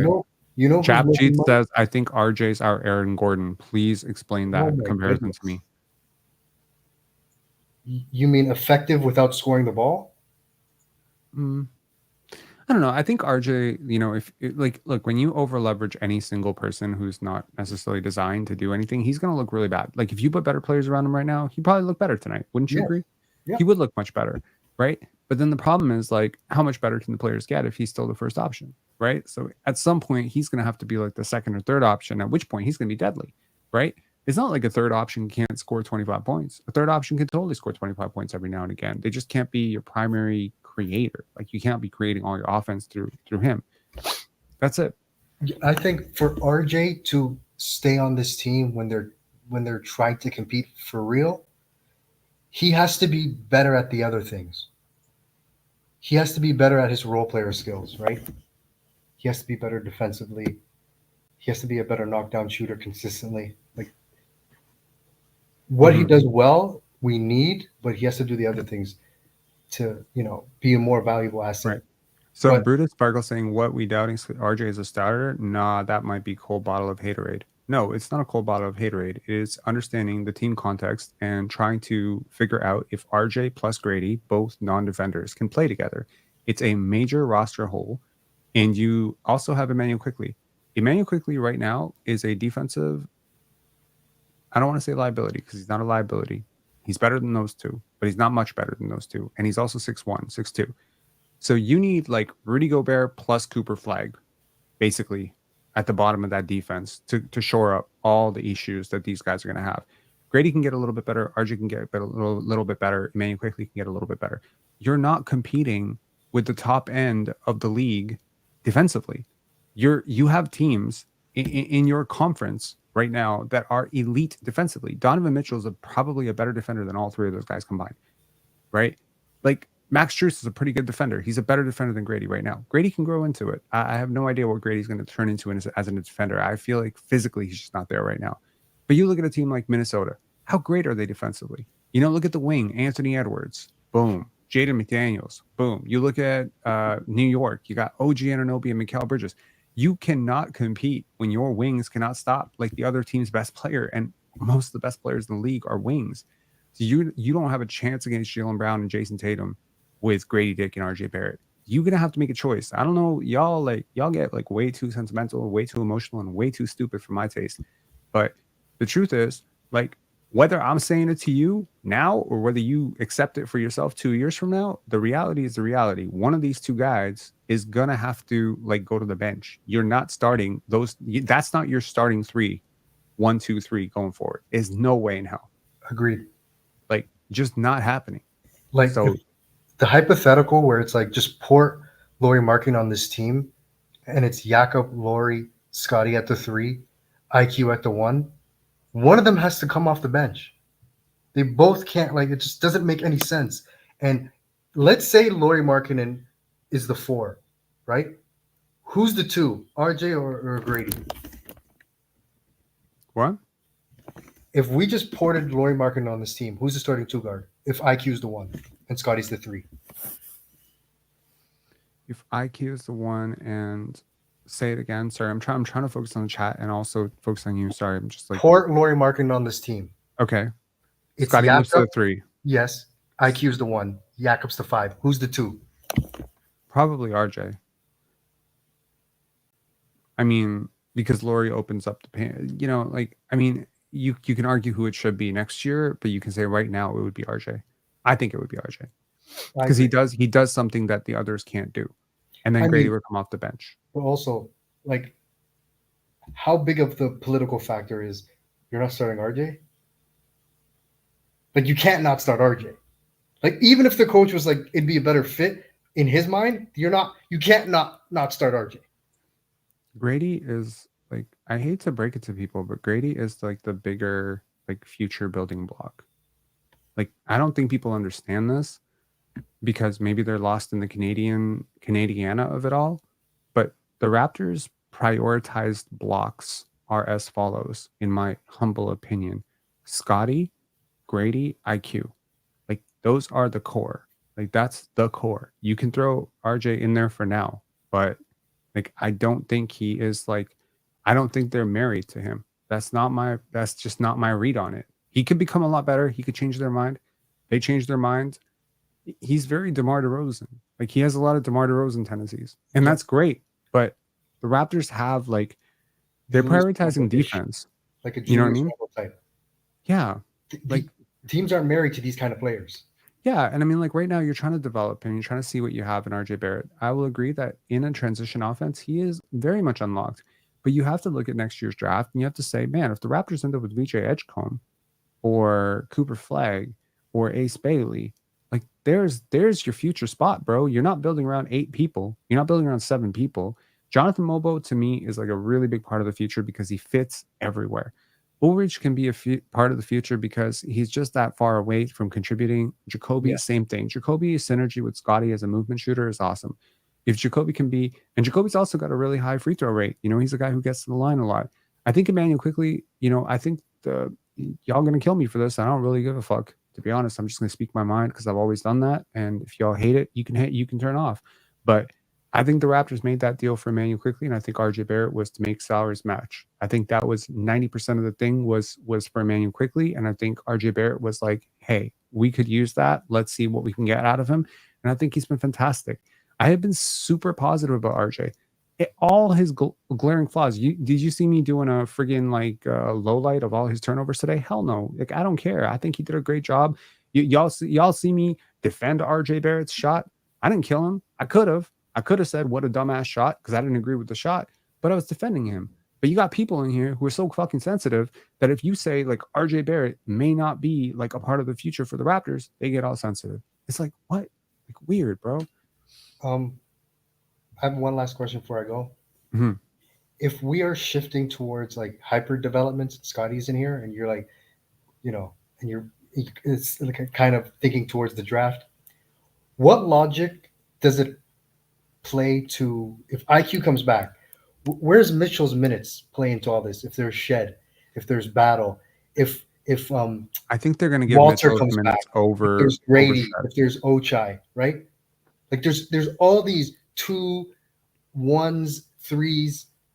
Like where do you prioritize Mitchell's minutes? Like, are we rehabbing Mitchell to trade him or to sign him? Because I don't see him in the future either, really, especially considering what Shed's doing right now. Shed may not be ready. He has like really high moments, but he has really low moments too. Like, so, okay, like put it this way. Shed is like, okay, let's say basketball is scaled from 10 to -10, right? So Shed's positive moments are like 8. And He his has negative higher highs. moments, I agree. He has Yeah, higher and he highs has- and lower lows. yeah, and his negatives are like -7. Whereas with Davion Mitchell, his highs are lower, so like 5, right? But his lows are like -5. He just fluctuates on a much smaller range, you know? So like when he's going well, he's pressuring the ball. He's making open layups and open threes. You know, that's very simple. That's what he does. He's making simple reads. He's getting a paint touch. When Jamal Shed is going right, he changes your entire complexion. He's like leading your defense. He's like completely, like reinitiating your offense. He pretty much got them into this game in the second quarter. Yes, I don't know he what led the anyone's comeback. watching. He led the comeback. Yeah. So, and I don't think Mitchell could have done that comeback, to be honest with you, because he can't crank it up to the 8. Like that example you just used, Shed held it to like a 7, 8. Yeah, but it's Mitchell like, doesn't okay, have like that in him. consider like what would happen if Ulrich got minutes, right? Ulrich would be like 10s and -10s right now. Like he would have a game where he would have 6 blocks, 13 rebounds, and 15 points. He would have a game like that. And then he would have another game where he would have 6 fouls, 7 turnovers, and like 6 points, 4 rebounds. And that would be like the -10. So those fluctuations happen with young players who have a lot of developing to do. Jamal Shed is like doing all the right things. I think he's doing a lot of the right things. He makes mistakes like any rookie. He makes a lot of mistakes. And my friend Jordan thinks that maybe if Jamal doesn't work out, he could be a great guard in Europe. I'm willing to say that I think Jamal is going to be an NBA player. I think he's going to be an NBA player for a long time because he works so hard, and I think that he sees the game really well. And I heard Alvin Williams say that he doesn't really have a lot of burst. That's why he compared him to Fred VanVleet. Bro, he has plenty of burst. Like, he may not be Ja Morant, but he has plenty of burst, plenty of elevation. And I think once he figures out his jumper, it's going to change the dynamics of how teams are going to guard him.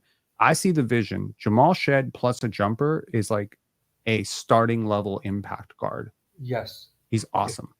And I appreciate he was very hesitant to start like preseason of just letting that three go. Right? Now he's just shooting them. So I appreciate just, shoot it with confidence. That's the only way you really get better at to become a shooter in game. But I just don't understand what's the purpose, what's the long game on Mitchell? Because Abaji, we understand his archetype is actually valuable, especially It's a long game on Jordan Nwora. Nothing, no long game. Right, exactly. It's a flyer. You're trying something. Davion Mitchell has what was the upside on Nwora? Like, what's the upside on Mitchell? Like, it works. Like, you hit a home run. What does that home run look like?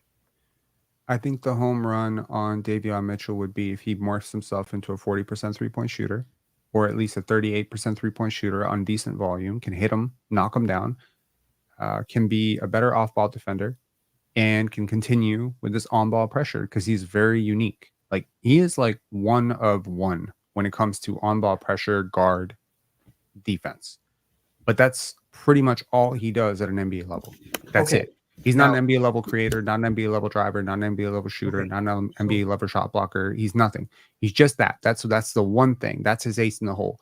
So you take that and you kind of, it's the same model if you think about it. RJ, Ochai, and Davion follow the exact same thing. They're all second draft guys. If you think about it, they're all lottery picks. They're all guys who other teams didn't want, and they dumped them, right? The Knicks dumped RJ. They didn't want him anymore. They wanted to free up that money for a star. They wanted to free that money up for, and we're like, okay, we see the upside. We don't think he's as bad as you think he is. So give him to us, and we'll develop 3-point shooting and see if we can. We'll make him a slightly better defender. We'll make him a better finisher, and we have. He's a better defender today than he probably was a year and a half ago. He's a better creator than he was a year and a half ago, and he's a better shooter than he was a year and a half ago. So, I mean, if the summer with Canada is any indication to me, this project is working. With Nwora, it didn't work, right? But with Davion, I think it could work, hypothetically, the same way it's worked with Ochai. The game is really simple. Ochai is like an NBA level athlete. But here's the difference with Ochai and Davion.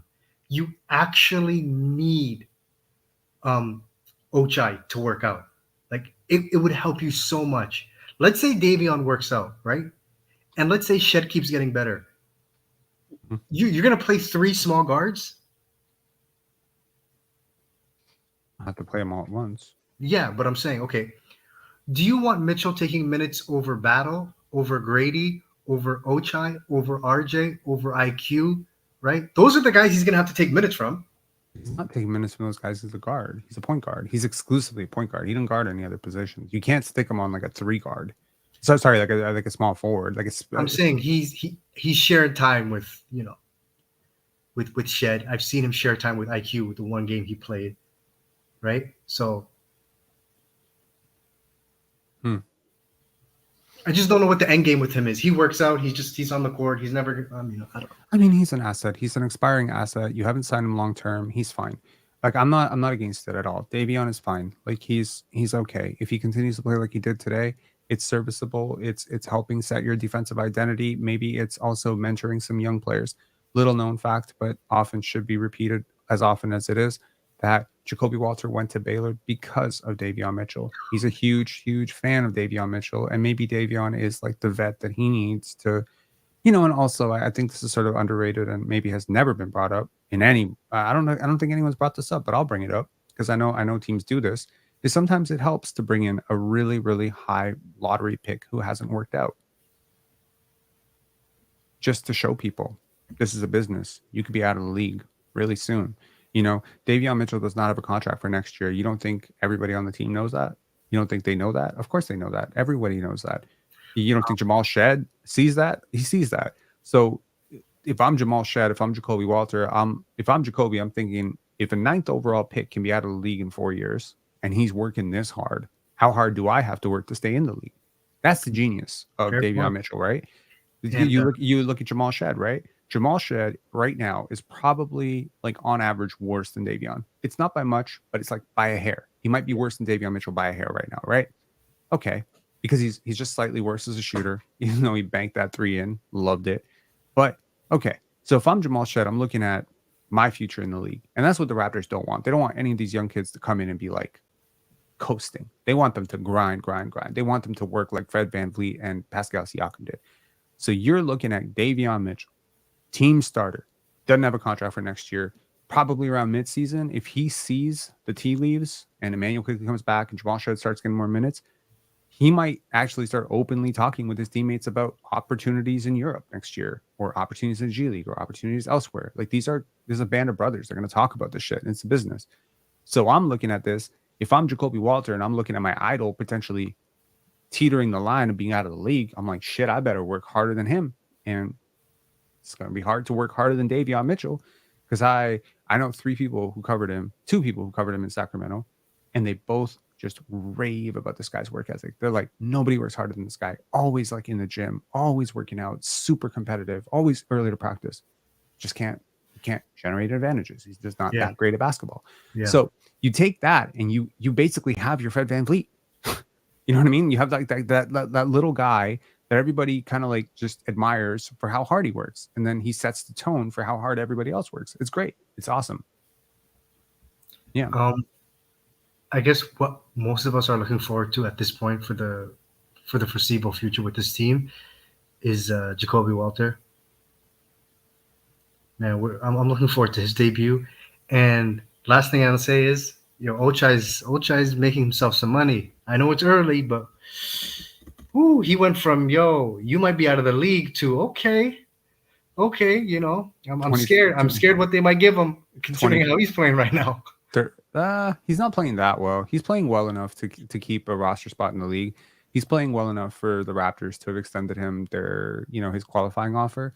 And I think he's playing well enough that next summer they could explore like a $30 million, 4-year deal, $30 million. I don't think it's going to be expensive though. And if Scottie, misses the Supermax, which he most likely will at this point, because let's be real, you're 1-4. We're doing Tankathon. It's the 5th game. Chances are you're not going to have an All-NBA representative unless half the league gets COVID or gets injured. So you could look at it and say, you're going to squeeze him into the money that you save on Scottie's contract.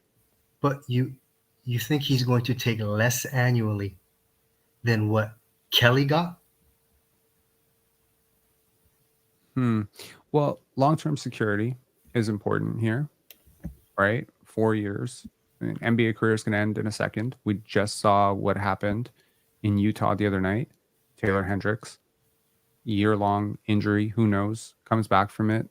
Maybe, they waive him if he doesn't rehab correctly. Year and a half. I don't know how long that recovery is going to take, but it could take a while. So if I'm Ochai, probably I'm looking at, I got a lottery contract. Let me take the next contract. It's going to be reasonable. He's not going to play himself. See, first of all, like one thing I realized with Kelly Oubre getting that minimum contract from Philly, there's not a huge market for guys on losing teams. Usually when you're on a losing team, and he's not like super hype. It was a reach when he went 14th. So he's not like one of those guys where it's like, oh, LaMelo Ball, Lonzo Ball. He wasn't like super hyped to begin with. So it's not like he has some crazy market out there where like some team can sell their fans on like, come watch the games. We got Ochai Agbaji, I'm not trying to be rude about it. I'm just saying like, that's just not the reality of who Ochai is as a marketable athlete. So he's the type of guy that, in my opinion, will probably sign like a 4-year, $28 million type of deal. I think it'll be decent. Like it's pretty much a continuation or a progression on what he's already been making. If he gets 4 years, 32, that'll be probably the maximum. And that would require like for him to make really, really big jumps on his 3-point shooting. If he gets 4 years, 40, Masai's betting against himself, but that would basically be the full mid-level. I wouldn't be against any one of those contracts for him if he continues to do what he's doing. He's fine. Yeah. All right, Rob. Looking forward to hopefully this team coming together before Scottie gets back, being healthy. I still think we can be competitive even without Scottie if everybody else comes back. Absolutely. I think if Immanuel Quickly and RJ Barrett like put it together, I think you'll see like loosely competitive basketball. And I think Immanuel Quickly opens up so much space for RJ Barrett's drives and Gradey Dick's cuts. And I'm just so impressed with Gradey, man. So impressed. Anyways, thanks for calling in. Yep. Peace. Okay, this live went off the rails because of technical issues in the beginning. And then we had microphone issues. Then we had a Tankathon, complete fuck up. And then we have trolls in the chat. Is this what happens when you lose to the Charlotte Hornets? I think it is. Raptors, get healthy soon so we can start winning. I don't know. But good things happen tonight too. Really good things happen tonight. And I like to leave this live on a very positive note. The team played hard. Team played really hard. You got competitive performances to end the game from Chris Boucher and Davion Mitchell. You got another decent game from Ochai. You got a career high game for Gradey Dick, which was awesome. And really just felt like, who's supposed to stop this?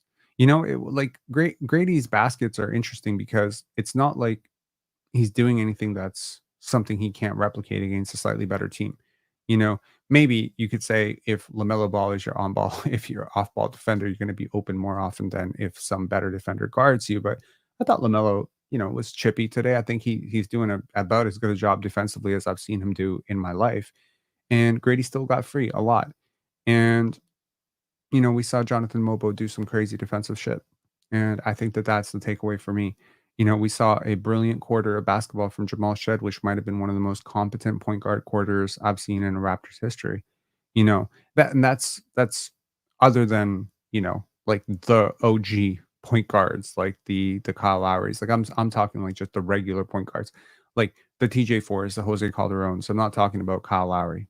But other than Kyle Lowry and maybe Fred VanVleet, I haven't seen a lot of that lately. So it was great to see a burst of it. It was great to see a minute of it. It was not even a minute. And it was great to just see. And you know what's funny? It kind of started when LaMelo Ball hit that three in his face. And I think he talked a little bit shit to him.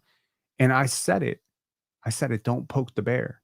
And it was something that I always used to say with Kyle Lowry, because, you sometimes you get Kyle Lowry knocked in the face a little bit and he gets up and he wipes his face and he gets that look in his face, that Philly Game 7 Rocky Balboa shit that is like, don't poke the bear. That's what Kyle was like. And then he just goes on this 10-0 run by himself where he draws a charge, gets a rebound, gets a strip, makes a pass, hits a three. And you're just like, what the fuck? How did that happen? Jamal Shead had himself the most Kyle Lowry quarter in this game. And it was really awesome to see. And he just rode this team right back. And they were down huge to begin. The Raptors were down by 25 in this game. I think they were down by 25, if I'm not mistaken. So were they down by 20? I think it was 20. They were down by 20. They led by as much as 5. So ultimately, you came back, you fought back, and it was huge. That Jamal Shead stuff was huge. I'm curious to see what this team will look like in a year. I am. I do think that this is a team worth watching. I think this is a team worth covering. I think this is a team that's going to be really fun to watch. I know it just may not yield a lot of wins, but believe me, I think this team has learned the perils of not pivoting when time is right.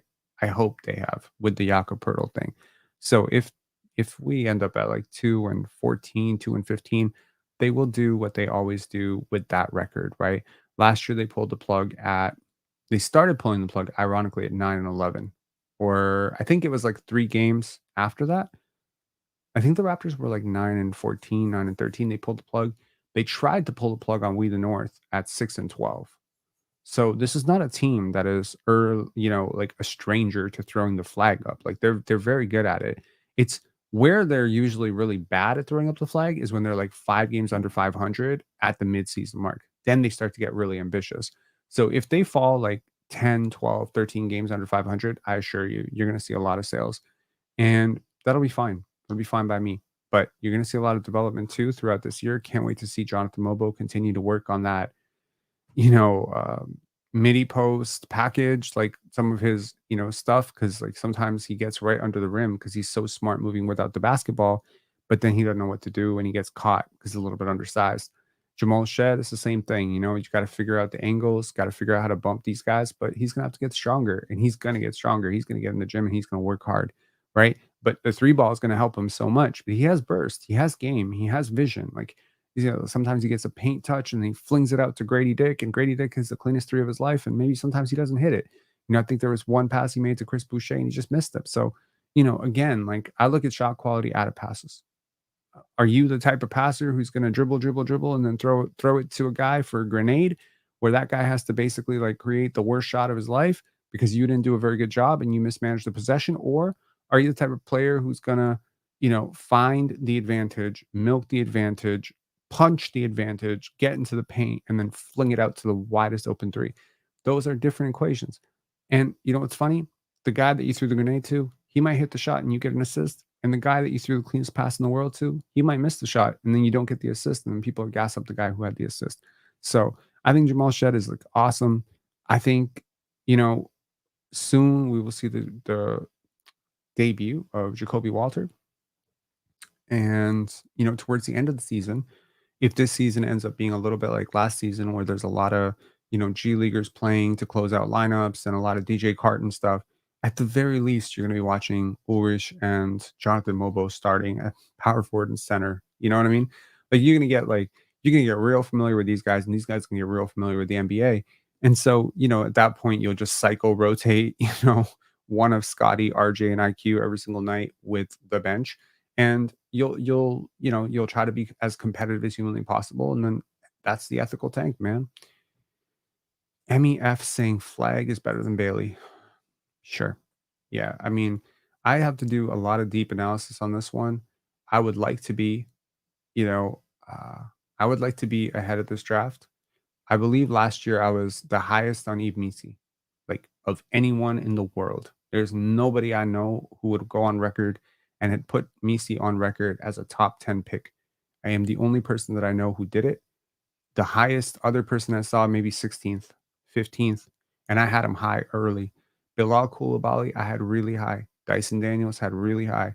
So I'm trying to be as accurate as humanly possible with these draft picks every single year with the draft analysis. And don't you worry, this year, when the time comes, we're going to have you covered on the draft analysis. Every single game, we can talk about the game, and then we can talk about the other game that happened, like the Duke game that happened. We can talk about all that because we're a community and we're going to go through this year together. Win, loss, doesn't matter. And yeah. Okay. Rob, please don't throw the towel. We can still save the season. We're mostly playing good basketball. We're playing great basketball, man. We're playing great basketball. We're not making shots. I'm not throwing in the towel just because I ran the Tankathon sim, which I am like secretly wanting to run again. I'm not throwing in the towel on this. Like me personally, like the way I see it, I've been higher on this team than just about anybody. But now the reality is facing us that Scottie is injured and Immanuel Quickly is injured, and we can't make a shot. Like we can't clean. We're not generating clean shots. We're not generating good enough shots, and we are frankly missing a lot of makeable shots because we're playing so hard on defense. So I'll leave you with a somewhat of an anecdote as we bridge in on 2 hours. There's an Office episode where Michael Scott Paper Company tries to drive Dunder Mifflin out of business, and they price themselves so low that Dunder Mifflin can't compete with them. So they end up getting a whole bunch of their clients, and then they go to their accountant and they say, can we afford a delivery guy? And he says, actually, no, you can't, because the more papers you sell, the further you go out of business. Because basically he's like, but our he's like, you're gonna have to raise prices. And they said, no, our low prices are actually the only thing that are keeping us in business. And then the accountant says, actually, your low prices are putting you out of business. That's exactly it. The harder you play on defense, the more shots you miss, the more nights like this you're going to have. It's great for development. It may just not be great for winning. I'll talk to you guys later. Bye.